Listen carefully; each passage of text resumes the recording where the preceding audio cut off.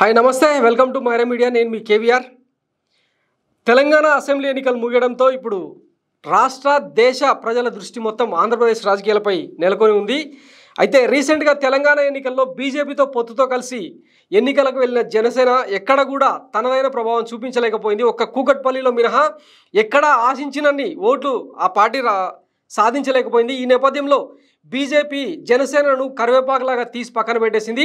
ఇకపై జనసేనతో పొత్తు ఉండదని చెప్పి బీజేపీ తెలంగాణ అధ్యక్షుడు కిషన్ రెడ్డి గారు స్పష్టం చేశారు. ఈ నేపథ్యంలో అంటే ఈ పొత్తు ఆంధ్రప్రదేశ్ కూడా వర్తిస్తుందా లేకపోతే ఓన్లీ తెలంగాణ వరకే పరిమితమా అన్నది రాజకీయ వర్గాల్లో విస్తృతంగా చర్చ జరుగుతున్న నేపథ్యంలో అసలు ఆంధ్రాలో ఏ టైప్ ఆఫ్ పొత్తులు ఉండబోతాయన్నది ఇప్పుడు ఆసక్తికరంగా మారింది. ఆదివారం జనసేన అధినేత పవన్ కళ్యాణ్ ఇంటికి మాజీ ముఖ్యమంత్రి చంద్రబాబు నాయుడు వెళ్ళడం, ఆ చర్చలో కీలకంగా బీజేపీతో పొత్తుకు వెళ్ళాలా వద్దా అన్నది ఇద్దరు కీలక నేతల మధ్య తీవ్రమైన చర్చకు దారితీసిన పరిణామం.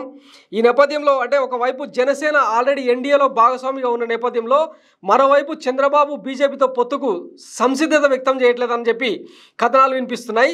ఈ నేపథ్యంలో అంటే మూడు పార్టీలు కలిసి ఎన్నికలకు వెళ్తాయా లేదంటే బీజేపీని పక్కన పెట్టి జనసేన టీడీపీ మాత్రమే ఎన్నికల్లో పొత్తులు పెట్టుకొని ముందుకెళ్తాయా అన్న చర్చ ప్రస్తుతానికి నడుస్తుంది. ఈ నేపథ్యంలో ఇప్పటికిప్పుడు వచ్చిన అప్డేట్ ఏంటంటే ఇంచుమించు 30 నియోజకవర్గాల్లో జనసేనకు సంబంధించిన అభ్యర్థుల జాబితాను పవన్ కళ్యాణ్ చంద్రబాబు నాయుడుకు అందించడం, ఆయన దానికి ఓకే చెప్పడంతో ఆ పార్టీకి 30 సీట్లు మాత్రమే కేటాయించే అవకాశం ఉన్నట్లు ప్రచారం జరుగుతుంది.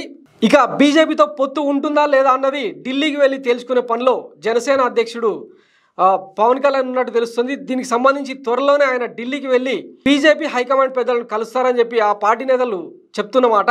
ఇక మరోవైపు ఇదే అంశాన్ని వైసీపీ అధినేత జగన్, ఆంధ్రప్రదేశ్ ముఖ్యమంత్రి జగన్ పవన్ కళ్యాణ్ మరీ కరివేపాకులాగా తీసిపారేస్తూ బరెలెక్కకు వచ్చిన ఓట్లు కూడా పవన్ కళ్యాణ్ అభ్యర్థులు జనసేన పార్టీ అభ్యర్థులకు రాలేదని చెప్పి ఎద్దేవా చేయడం సోషల్ మీడియాలో బాగా వైరల్ అయిన సంగతి తెలుగు ప్రజలకు తెలిసిందే. ఈ నేపథ్యంలో ఆంధ్రాలో జరుగుతున్న పొత్తుల వ్యవహారం ఎటువైపు దారితీస్తుందన్నది తెలియాల్సి ఉంది. Thank you.